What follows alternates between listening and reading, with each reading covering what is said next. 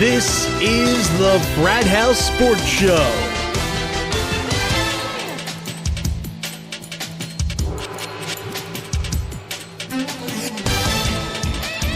And now for this week's completely different and humorous perspective on everything sports, here's Frat House Mike and Sidekick.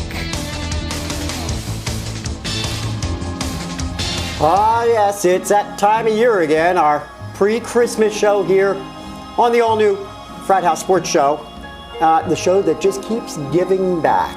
Yep. And speaking of back, Sidekick, it was exactly 1 year ago today, during the 68th episode of 5 Minutes at the Frat House. Oh, here we go. That we opened the show with a segment we called The Christmas Miracle. Do you remember this? Remember this particular episode? Vaguely. You know, my Alzheimer's kicked in. Yeah. Well, in that particular show, what we did was you and I both had a segment where we made our Christmas wishes for a Christmas miracle for the coming year. And in that particular episode, I was reminded yesterday, I promised that I would go back and pull the tape and see how those miracles worked out. So we've got the segment here from a year ago for what your Christmas wish was there, Sidekick. And anticipate what our Christmas miracle might be for 2013, all right?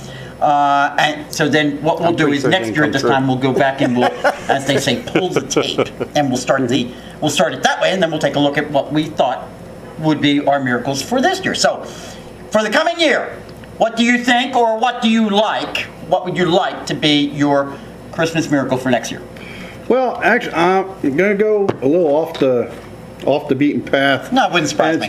Absolutely. I'm gonna say what I want to see happen this year is I want to win my first MMA fight.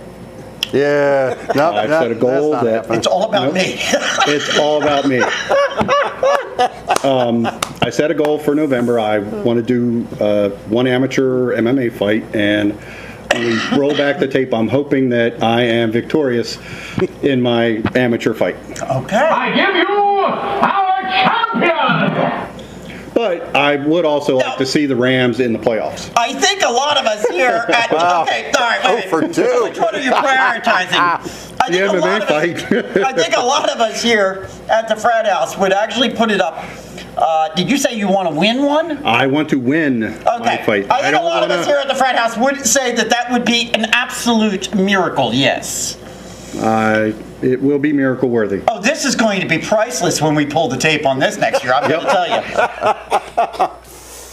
Now, with due respect, you did try to actually accomplish that miracle. Yes. But I had a setback over the summer. I did hurt my elbow and was, kind of had to stop for 4 months. So it wasn't for want of trying. You made it. You really did. I'm still trying. Yeah. It's just going to, take a little longer, longer than I had hoped, but so I guess for next year, okay, we'll say hopefully I will have a win in an MMA fight.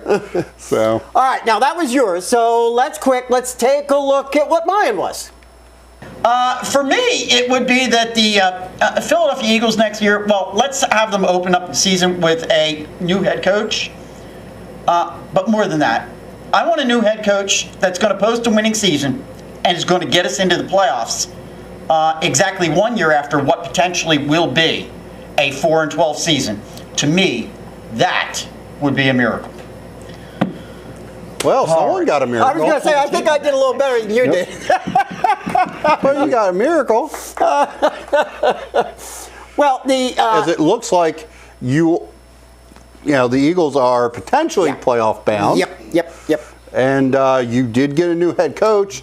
Not the one you quite hoped for. No, it's not. But at least things are going in the right direction. So anyhow, we thought that was funny because I was reminded of that yesterday, and I thought, we got to bring this back up just for the fun of it. But let's do this. And I know I put you on the spot, so I'm going to give you a little bit of a break. But in keeping with that tradition, what do you say that we declare this evening a Christmas miracle for next year, 2014? And what we'll do is I'll go back and we'll pull this one next season and see how we did. And like I said, I'm going to give you a couple of minutes to think about it because I put you on the spot, so I'll go first. My Christmas miracle for 2014, much in kind of the same way that I guess I did with, with the Eagles, I'm going to make a similar type of wish for my Philadelphia Phils, who frankly I think it would be an absolute miracle to see anything better than, at best, a 500 season. I would love to see this team capture a little bit of the glamour and glitz that they had from 2008. I really don't think it's going to happen. Not as long as Amaro's here anyhow, running things and making some of the personnel moves that he's making.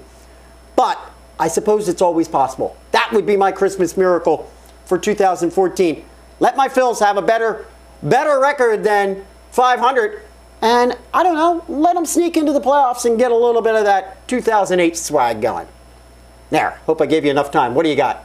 Well, I'm going to kind of repeat last year's miracle. Right. I mean, okay, I have just recently, within the last month, gone back and started training again. And it is still my wish to step in the cage one time and come out with my win, hopefully. But, I will at least step into the cage. So hopefully this year, all right, so we're going to repeat bar any injuries, we will, there will be a fight this year. I don't know if I want to necessarily go with the Rams making the playoffs again. I would like to say that, but I really think that the Bradford experiment's over. Yeah, I would agree with you. So, man. Although they're locked in with him for a little bit of a contract length yet, so I'm not quite. Well, I'll go with the Rams again because All right, there you go. I don't think it's I'd like to see the Cardinals repeat in the World Series. You're making it easy. That's less of a miracle. You're making it easy on me for pulling the tape. All I have to do is just pull last year's tape for. Yeah. Okay. Just keep wishing. Yeah, exactly. Yeah, right. Well, you got yours, so you can go on to so I can. Oh, okay. I haven't gotten any of mine. I just graduated. Yeah. All right, there you have it. A little bit of holiday frivolity and festivities there. All right, college football bowl season begins this Saturday, and it's been a while since we had our college football analyst and buddy Eric Purdy on with us. But with this last year of the Bowl Championship Series, the BCS format upon us now, we thought this would be a good time. And so we caught up with Eric a little bit earlier this evening. And our college football chat this evening is brought to you by our friends down in Baltimore at www.herbfm.com. And you can hear, as I pointed out numerous times now, you can hear the weekly audio rebroadcast of this show right there at that website, along with all their other live broadcasts as well. So give them a listen. All right, it's been a couple of weeks since we've had Eric with us. Eric, thanks for being with us again. And Merry Christmas. Merry Christmas to you guys. It's good to be back. Thanks. We brought you back in here for a reason, obviously. We've got the college bowl season kicking up this weekend. Starts up on Saturday. And you kind of have become known around here as our Mountain West guy. So let's start right there in the Mountain West. I would imagine they've got pretty good representation this year in what I call the no-name bowls. And it looks to me like you're going to be pretty busy on Saturday, huh? You got 3 of your guys in bowls just on Saturday. Oh yeah, Fresno's playing USC, and that's going to be the biggest game Saturday for the Mountain West. What do you think? What do you think on some of these games? What is? You and I were talking a little bit here before we started taping about that Poinsettia Bowl, the Northern Illinois game. It seems to me that would be the matchup, premier game of all the Mountain West ones, simply because of the fact we've got Jordan Lynch playing over there with Northern Illinois. Yeah, I think Jordan Lynch is going to be well tested. Okay. In that game. I mean, he's going up against the best defense out of the Mountain West.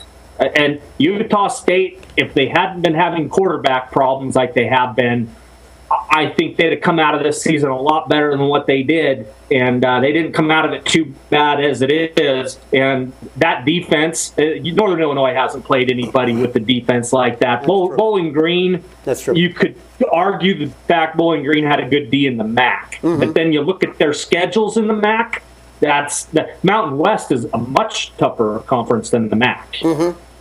Now, I'm looking over, I was looking over the list of the 6 games that I was referencing before.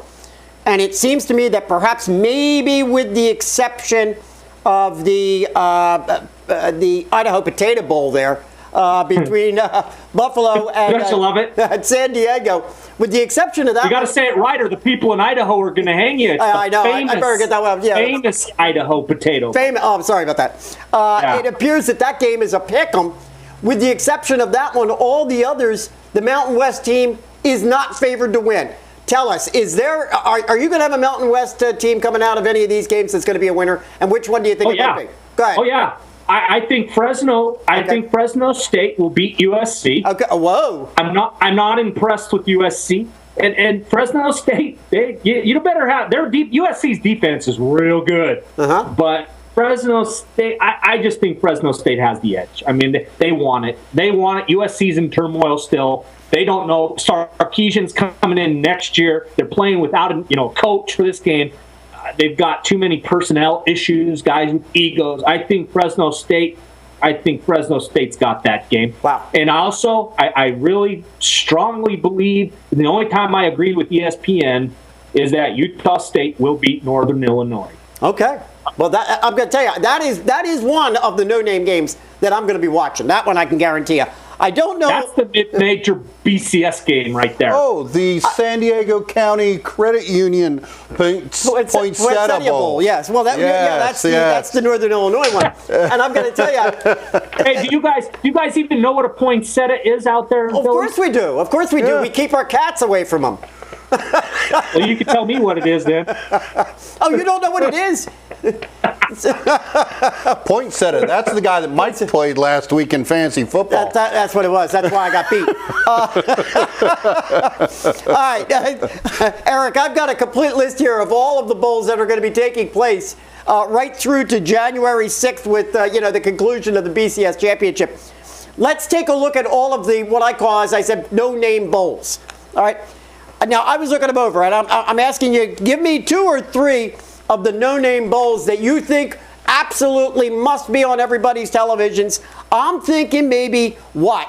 The Poinsettia Bowl. The Alamo Bowl? Maybe the Alamo Bowl. We've got Oregon and Texas.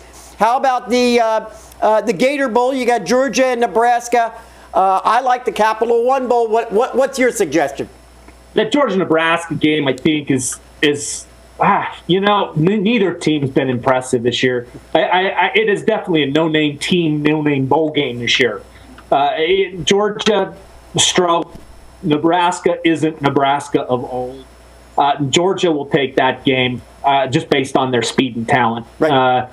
I think when you look at no names again, you've got to throw in the poinsettia. Okay. You got to throw in the Alamo. Okay. Don't overlook the Vegas Bowl. Okay. Fresno State and USC. You probably named the best ones right there. I would, as a BYU fan, I'd want to say BYU Washington. Yeah. But I don't think BYU is going to win that game. I think Washington's just got too much speed. But I think the ones you named are probably going to be the best. And if you place them in order, I'd say the Poinsettia Bowl would be number 1 as far as entertaining. Okay. You got high-scoring offense against high-scoring defense. A defense that can score a lot of points. So Jordan Lynch just better be throwing on target. Well, you can bet. One of the ones that will be on the docket here at the Frat House will be the Buffalo Wild Wings Bowl with Kansas State and my Michigan. That one will definitely be on, regardless of the fact that it's completely insignificant. Well, what we're talking about, bowls, is Mike I'm not a big college football fan, and part of it is this whole bowl concept thing. Yep. It really gets my goat. But I'm sitting here doing research today. And, there's the Military Bowl. Yes. That's held in Annapolis, Maryland. Right. Okay? Yeah. Who's playing in the Military Bowl? Marshall versus Maryland. So you're thinking it should have been one of the academies? It's got to be one of the academies? Wouldn't you think? It's held in Annapolis. It's the Military Bowl. And we don't have any service academy represented in the ball. I'm like, what? Sidekick, the thing is those military academies. Well, I know they're never really very good. They never have winning records to play in the bowl games. Yeah. I mean, I know you have to be bowl eligible and stuff, but it just... I think they should make an exception. I think Army, Air Force, and Navy should be able to represent in bowl games regardless of their records. Just because they can't recruit, they'll never compete at that level. They deserve it. Their players, their cadets deserve the chance to play. With the exception of Navy. Navy did not have a bad season this year. They had a winning record. They never do. They were, what were they, 8-4? He has that Navy team playing unreal. They beat San Jose State. Right. And San Jose beat Fresno. And Army's coach just got fired the other day after the Army-Navy game. Yeah, Army's they're abysmal. Yeah, so that's one thing you can always count on. Bet on Navy to beat Army. And whatever for their conference. Air Force didn't win out there in that conference, I don't believe. They're out in Mountain West, are they not? Yeah, they had a horrible year by their standards. 2-10, I believe, and I don't think they won anything in their conference. But you got to remember, the Mountain West retooled this year. They added some really good teams, and Air Force, they were good while they, the conference, the teams they had in that conference before. But now you got Fresno, Nevada, Boise, Utah State. So Air Force is taking the back seat. But, like you were saying, why can't a service academy get a bye? We've got the Notre Dame clause that gets Notre... Oh, geez. Here we go. Yeah, we can get into that one. You know what I mean? But, Notre Dame's got their own rule in the thing. Yep. Why can't we get at least one of the service academies? Well, when it comes... And, you're bringing up great points. And let's say this. This is going to jump right in perfectly. We got a great segue here to go right into the next topic. And that was... and I shared... You saw it, and I shared it with Eric the other day. And for all of you out there that are watching, you can get over to our FratHouseSports.net website and check out the article I put up the other day, where I mentioned it on this show last week, and I went into a lot of detail about why I believe it is possible that college football could go to a 64-team tournament. Now, what you're talking about, Sidekick, with granting, say, one of the academies or all of the academies a bye, that's the kind of thing we want to eliminate, because really what we want is we want a playoff structure. Get rid of the damn bowls altogether, particularly these ones like we're talking about that are completely insignificant. And so get rid of the playoff system. Get rid of the playoff system they're about to put in too. That's a bunch of garbage. Well, that's 4-team playoff. You're going to see 3 SEC teams in a Big 10 or a Big 12. It doesn't go far enough, and I think that goes to my point, though, Eric, which is why I was trying to illustrate. Hey, why not go with a 64-team bracket? Give me your thoughts on that. 64 game, 60. It works in the NCAA tournament because you don't need as much time to recover from playing basketball. Mm-hmm. They play every other day in the NCAA tournament, and then they start on a Thursday, finish on a Sunday. They take 5 days off, start up again. Football, you need time to recover, recuperate. Your body just can't take that kind of pounding every other day like that. You're not talking about practices here. You're going full on. You're full on out to win. The best chance you would have is to go with the same situation. The FCS plays 16-game tournament. You play 10 games in the season. You play your tournament. You start into the quarterfinals, and single elimination. You take the teams with the best record. They don't discriminate in the FCS. You got your conference winners, and then they take wild cards, and the teams with the best record. They don't care about the name. It's the team that deserves to be there. But in the FBS, you're going to have the whole name game again. It doesn't work the same. Honestly, the proposal that I put forth was obviously a gaffe on my part. I was just playing around with the concept. But that's a good idea if they had the time. In fact, I contend they do have the time, and I had suggested that each bracket be played 1 game per week, starting on Thursdays, Fridays, Saturdays, spreading them out over 3 days. You play only 1 game per week. Everybody would get the same amount of time to rest. It would be 6 weeks in duration, which is about the same length of time that the NFL plays. Yeah, that's true. You could go 16. Yeah, you could go to a 16 bracket, but you really couldn't get in more than that. Plus, really, you're talking way too many teams at that point. They can't even get bowl eligible 64 teams. It's just and you're going to see probably you would have every team in the SEC in that playoff. Yes, every you would. team. Yes, you would. You're absolutely right. And every team from the SEC would win all the way probably to the Elite Eight. Because who are they going to play? You're going to put Alabama against North Texas. I mean, 16th seed. You'd talk about the biggest blowouts in college football. Yep. I mean, it's just, the number 1 and 16. There's such a pair. There's no. I mean, it's just it's the NCAA tournament is getting rough. I think we're in agreement, though. Go ahead. Well, I was going to say, but we have 35 bowl games. Exactly. That's with two teams. There's 70 teams. Right. You could go with 34. You could go with 34 like Sidekick. Actually, that could maybe work. But what Sidekick's saying is there's 35 bowl games. Well, that's 35 times 2. That's 70 teams right there. So if we don't have any trouble getting 70 teams, why would we have trouble getting 64? Well, my theory would be just you take the bowl games. That's your bracket starts with all those bowl games. And then those teams that win each one of those bowl games go down to the next and play from there. You could do that. You could get 34. Maybe cut the Idaho Potato Bowl. Who wants to go to Idaho in December and January? You're going to go and get them annoyed at you now. Yeah, watch out. That's okay, because even people in Idaho will tell you they don't want to be there in December and January. Yeah, you're not kidding. You're not. You can cut two of those bowl games. You still make the money from the bowls when they originally play, and that's how you would seed them. You could seed them by those conferences that go to those bowl games, and then you would start getting more parity. You would end up with better competition come time to play an SEC team. Utah State, USC, Fresno State, Oregon. I mean, you could actually break it up west, east, north, south. Right. You would have more. The Mountain West could compete a little better with the Pac-12. The Big 12 could compete a little better with the Big 10. The SEC and the ACC could compete a little better with each other. And you would break off a lot of those money makers and get a lot more teams that you wouldn't expect that year. I mean, it could happen that way. So, yeah, I think that could happen. It's just going to be about the money, but I would think that scenario would probably work the best. And like Sidekick was saying, you drop it to 34, you play all 34 bowl games, then you start your journey. Well, it's good to hear, though, that we're all kind of on the same page for two things. Number one, I think we're all in agreement that a 4 playoff game scenario is ludicrous. And number two, well, basically our objective here is just to eliminate the SEC. That's what it comes down to. Yeah, there you go. Yeah, get them out. The problem you're going to have is that more teams are trying to join the SEC. Oh, well, all the more reason to get you. Well, okay. Eric, I don't see anybody else being able to get into the SEC for one. That conference is all on. It's gotten too big, actually. All right, always entertaining when you come on with us, Eric. We thank you for being here.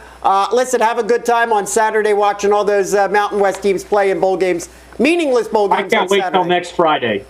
Friday, next Thursday will be the day to watch Utah State and Northern Illinois. That'll be the game. I agree. That is going to be a good game. I think the BCS has already decided. You want my opinion? It's a give and go. There is no way UCF is going to hang with Baylor for 4 quarters. I'll tell you that right now. UCF could hang with a couple teams they should have lost to. Interesting stuff. All right, well, I'll tell you what. Maybe we'll get you back in for a couple of minutes right before that game. All right, Eric, thanks for being with us again. It was a pleasure, guys. Take care. Merry Christmas. You too. All right, well, many thanks again to Eric Purdy for his input on the college football scene. And many thanks as well to Herb FM Sports Radio for supporting us here at Frat House Sports. Hard to believe, Sidekick, that we're already at Christmas time. And hard to believe that we're already at week 16 of the NFL season. Just 2 Sundays remaining in the regular season. And so we got to take 4 minutes or so to take a look at things around the week. And now, 4 minutes of football. Well, last week we opened this segment with talk of all the records set and incredible individual accomplishments. And guess what? It just continued again this past weekend. Last week, it was record-setting touchdowns. This week, it was record-setting number of points scored across the league. 87 points just in the Kansas City Chiefs Oakland Raiders game. 78 in the Eagles Vikings. 73 in the Packers Cowboys. 71 in the Cardinals Titans. Holy smokes, what's this Sunday going to bring? Wait. But all that on top of the Seahawks blanking the Giants. Yeah, exactly. What was that? 23-0. So, Eli didn't even get to be in that accomplishment. He didn't get to participate. How about this one? How about the performance of Baltimore Ravens kicker Justin Tucker, who scored every point on the board in the Ravens' victory over the Lions on Monday night? 6 field goals for 18 points, including a 61-yarder with 38 seconds remaining in the fourth to beat the Lions by 2 points. Tucker's consecutive field goals now stands at 33 in a row. And what can you say about the performance of Kansas City Chiefs running back Jamaal Charles against the Oakland Raiders? How about this? Running back my ass. Charles only had 20 yards rushing, but he also had 195 yards receiving and 4 touchdowns. And forever who had them on his their fantasy. What a dream. What a dream. Yeah. Despite having it's a major award. Despite having made the playoffs 12 times since Jerry Jones bought the Dallas Cowboys in 1989, with the exception of those early years of his ownership, the Cowboys really have simply been an average team. Many fans complain that it's because the domineering owner refuses to relinquish his general manager status. And Jones said that this isn't about to change anytime soon. The other day on Dallas radio station 105.3, Jones admitted that his team has personnel inadequacies, but defended his general manager role, saying, why don't I get someone to pick the players? Well, who in the world do you think the person, when they walk through the door and say, we want to get this player, we want to pay that player, who in the world do you think is going to be doing that? I'm going to sit down, I'm going to go through it, and I'm going to be the one making the decision. Well, it kind of defeats the purpose, I guess, of having a general manager, right? Well, listen, while the rest of us are all playing fantasy football, Jerry Jones, well, he gets to play fantasy football for real, honestly. Meanwhile, yeah, really. Meanwhile, despite an 18-month NCAA show cause sanction against Philadelphia Eagles head coach Chip Kelly that runs through next December at this time, major national rumors continue to swirl that Kelly could be headed back to the college ranks to the most affluent athletic program in the country to replace retiring head coach of the Texas Longhorns, Mack Brown. Kelly responded the other day, I haven't talked to anybody. It's just speculation. I haven't spoken to anybody, nor will I speak to anybody. All right, folks, let's get this straight right now. There are NCAA sanctions against the coach until next December, which the NCAA would have to lessen with an appeal from Kelly and the Longhorns. They would actually have to go and appear before the NCAA and show cause to bring him back in.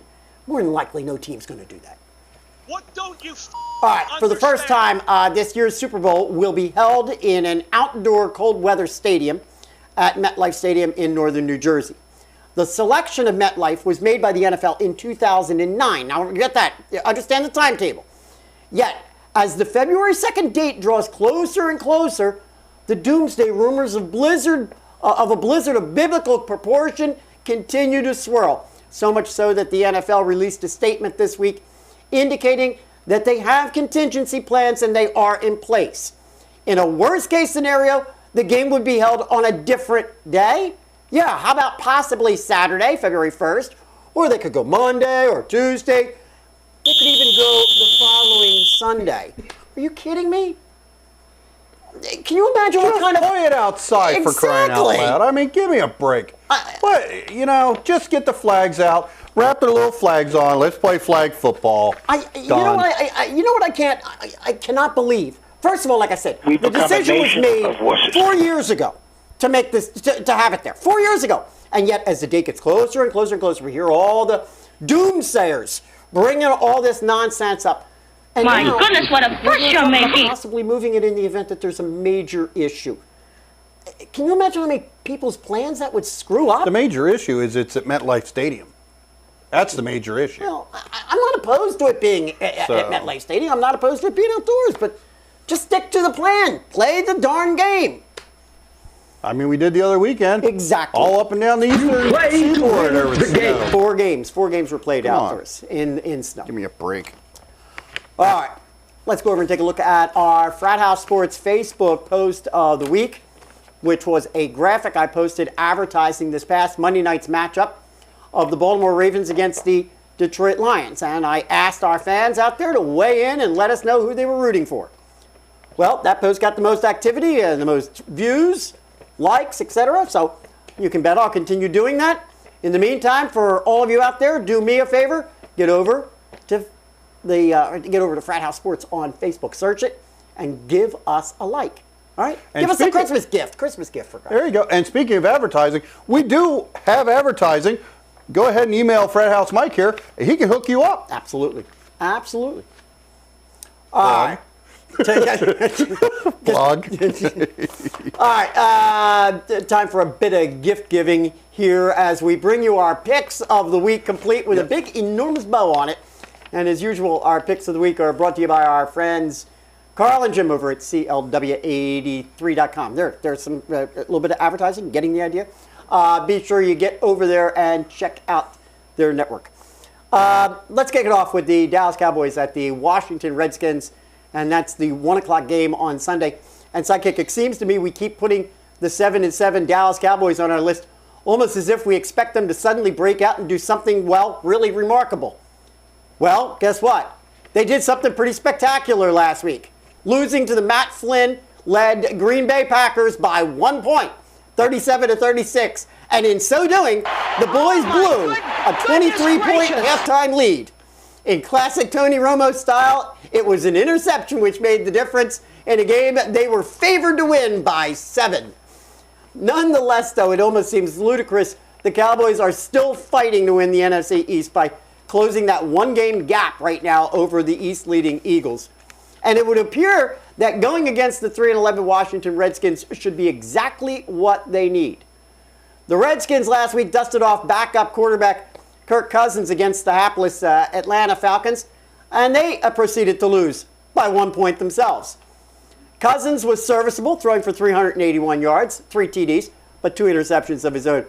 The Dallas defense is positively horrible. Sidekick, 28th in the league against the rush, dead last in the league against the pass. To me, if you're the Redskins, you get Alfred Morris and Halou geared up and throw that ball to Pierre Garçon, get him into the mix, and the Redskins, well, they might even be able to trap the Cowboys. This is a must-win for the Cowboys. This whole season comes right down to this for them against a 3-11 team. Cowboys are favored by 3. What do you got? Well, you know, this week's been fun. All the Romo memes have come out. Here we go again. And all that stuff, right? But let's be honest. It wasn't. Yes, he threw 2 ill-advised picks at the end of the game. Right. And that, so everybody wants to pick on Romo. Exactly. But it really was not Romo's fault for that loss. Right. The defense was just absolute, as you said, horrible. Mm-hmm.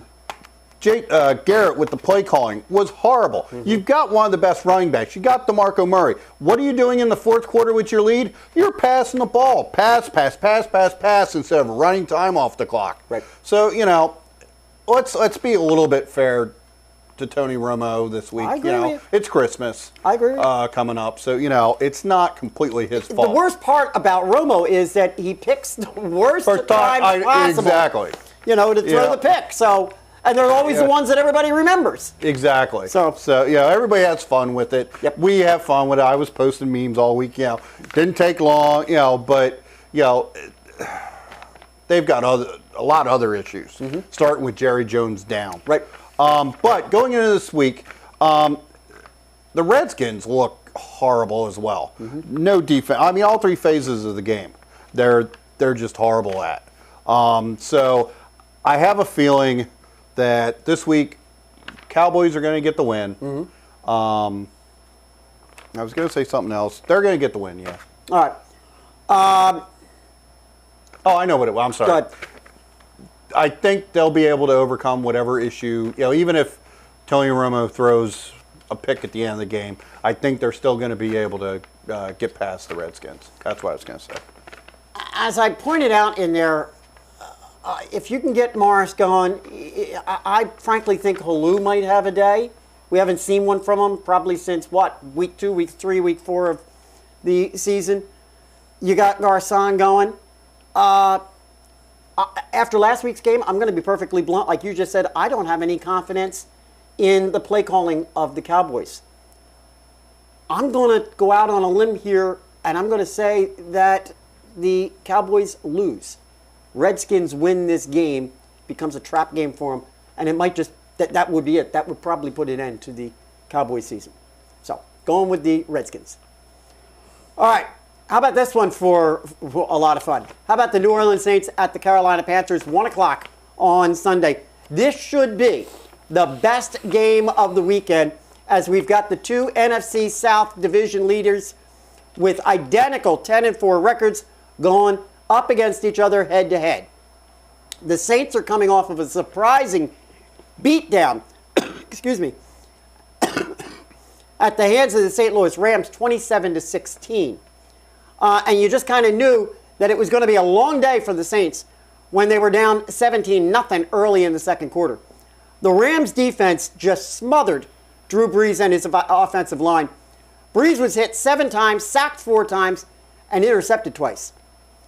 On the other hand, Cam Newton seems to be stepping up and leading the Panthers at just the right time of the season. Last week it was against the Jets, 30-20. Now here we go again. We've got two superlative defenses going against each other. Carolina right now ranked number 2. New Orleans ranked number 5. This game may very well come down on the defensive side of the ball and could end up being a low-scoring affair. Tough game to call, Sidekick. Panthers right now are favored by 3. Well, after my Rams dismantled the Saints last week back in the Lou, we were talking about a pre-show.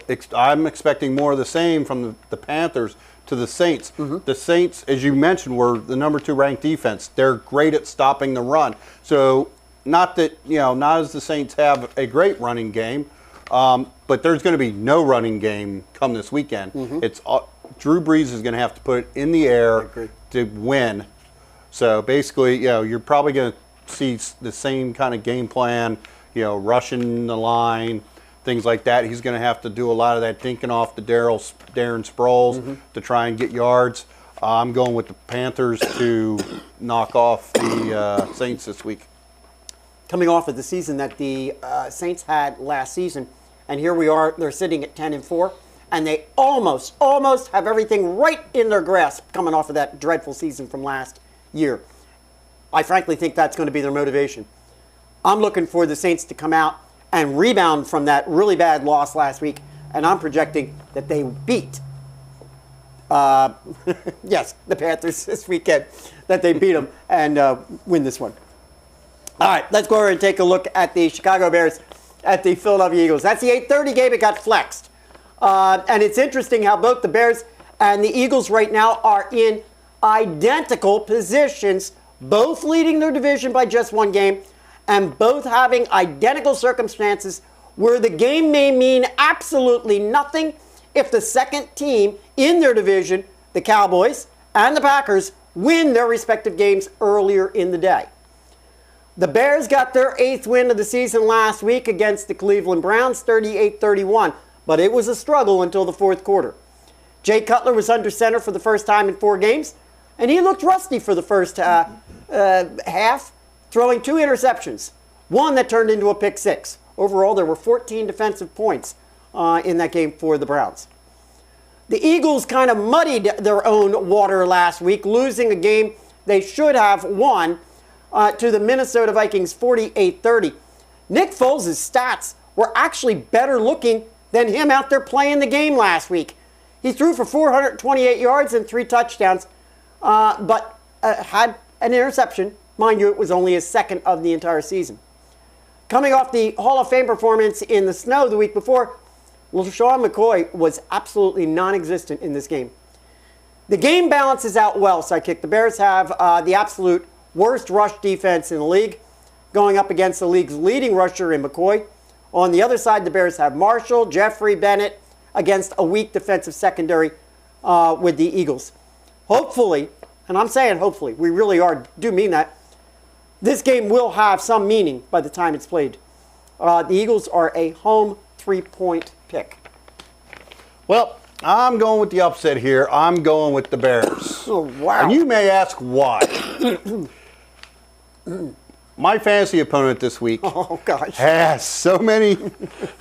He's got 3 or 4 Eagles, and then he's got Alshon Jeffrey. So I'm hoping for a big defensive, low-scoring game this weekend.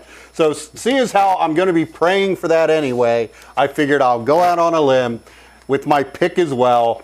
I'm going to say the Bears are going to upset the Eagles this week. You know, I haven't got a brain. I'll tell you something. If the game's going to matter, I hope it matters for both the teams. And if the game's not going to matter, I hope it doesn't matter for both teams. Because that way then at least we'll get a fair game. Either everybody will have replacements in or everybody will have their starters in. All right? One way or another, it'll level the playing field. And one way or another, I'm going to tell you right now, I think the Eagles come out of this with a win. I think they'll knock off the Bears at home. All right, last but not least, let's go take a look at the New England Patriots at the Baltimore Ravens. That's a 4:25 game on Sunday. And much like we did last week, again, we added this game to our lineup really because of the Baltimore Ravens who, don't look now, but they're only 1 game behind the division-leading Bengals. The Patriots last week lost a tough one to the Miami Dolphins, 24-20. Brady had to put the ball in the air 55 times and connected for 2 touchdowns, but also had 1 interception. New England, if New England wins this game, they'll lock up the AFC East. So it is a game with some meaning for the Pats. Over on the Ravens side, as we mentioned in our 4-minute segment, the Ravens pulled up the Monday night victory over the Lions on the foot of Justin Tucker. Joe Flacco, in my opinion, was positively horrible. I'm not even going to rattle off his numbers. Now, bottom line is this. If the Ravens hope to have a chance to get back into playoff relevance, Flacco has to come to play, along with all of his receivers. And for God's sake, let's get Ray Rice into the mix. Home game here for the Ravens, and that makes them a 2.5-point favorite. You got some words on this one, I know. Well, yep, I'm going to show some love. This is my bomb diggity bomb. Sponsored by the folks there at CLW 83, one of our great sponsors. Yes. And I'm also going to show some love for our Patriots fan, Brandon. They lost a heartbreaker last week in Miami. Yeah, they did. So I'm looking for them to come back this week. We know Gronk's out of the picture, but I'm looking for Tom Brady to come back and have a dominant game against the Ravens, who, like you said last week, the only points that were put up was by their kicker. So I'm looking for the Patriots. I'm going with the upset. I'm looking for the Patriots to come in and put some points up against the Ravens, and the Ravens not to be able to answer. Yep. So this is one disappointing Ravens team, I got to tell you right now. I mean, particularly if you're a Ravens fan. But disappointing even just for fans who have to watch this. This team has just been, in my opinion, absolutely terrible. And you would think with them being on the precipice of being able to make the playoffs, you'd see a lot more heart from them, and I'm not even seeing that. The team's got to come out and play. I don't think they're going to. That's my bottom. That's really how I feel. I don't think they're going to. And I think this is going to stick the fork in them. New England wins this game, and that'll put the Ravens out of the playoffs. All right, there you have it.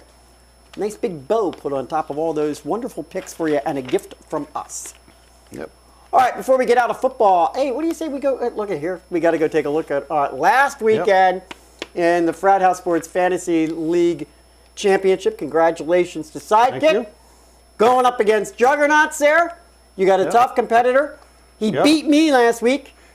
Beat you? He smoked you, dude. Yes, he did. Oh, my the God. 3 words that best describe you are as follows, and I quote. What, me? Stink. Oh, well, I'm not. Stank. Wonderful. Stunk. Great. All right. Listen, not only did he smoke me, but he put up the most points ever by one team in one game in the Frat House Sports Fantasy League, and we've been going for 3 years, folks. Most points ever. What was the final on that? 155. Yeah. 155 points. Insane. Yeah, so that's why I'm saying I'm doing some praying. You're gonna you're doing some praying. You're gonna carry the Frat House banner, and you're gonna win this one. And I, on the other hand, am getting to play for third, and our good buddy Jim Williams over there gets a beat down by the 2 Frat House boys for 2 weeks in a row. How do you like that one? Must hurt to be Jim, I'll tell you. All right, there you go. We'll bring you the final results of how things go. Yeah, I may be crying next week. It's Christmas time. You might get something good. I know. All right, make sure you get over and check out. It'll be my miracle. You should have made that the miracle. Get over there and check out our website, frathousesports.net. We've got some new content up there. You heard me talking about some of it with Eric, and then we've got some new NHL content up there from a weekly column coming to you from Uncle Mark. So you can be seeing more and more of that sort of thing coming. So make sure you get over there and check that out. Last thing on my list is, hey, it's Christmas time, and that means that all of us here at the Frat House wish all of you a very, very Merry Christmas. We thank you all for staying with us, tuning in with us. This is our third Christmas on the air. I can't believe it. From right here at the Frat House, thank you all, and a very, very Merry Christmas to you. And a Christmas gift you can give back to us, you know what it is. You can keep us real, keep us live, keep us going. Catch you next week.